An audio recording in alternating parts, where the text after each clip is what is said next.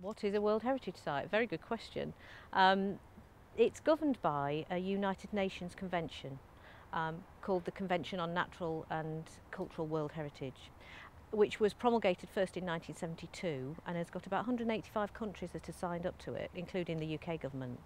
And at the heart of it, it's a long convention, but basically it enshrines the concept of outstanding universal value.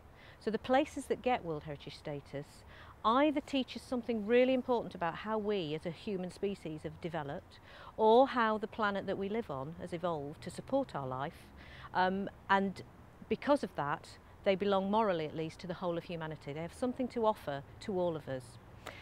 It's a simple idea in some ways, but also a very important one, and it's not easy to get the status.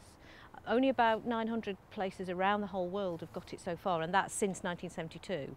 So that you know, it's a bit like a bus queue. There's only a few allowed on each year.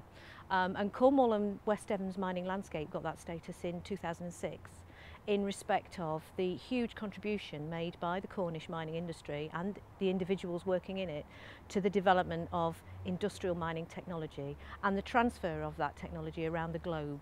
They made a huge contribution to the Industrial Revolution, and as such they help shape the way we live today. Now, the thing with the World Heritage Site is, although it's a landscape or a monument, those places, cultural landscapes in particular, which is what we were inscribed as being, are made by people. And the really important thing, the way to bring a World Heritage Site to life, is to tell the stories of the people that created that place. Otherwise, it's just a pile of stones.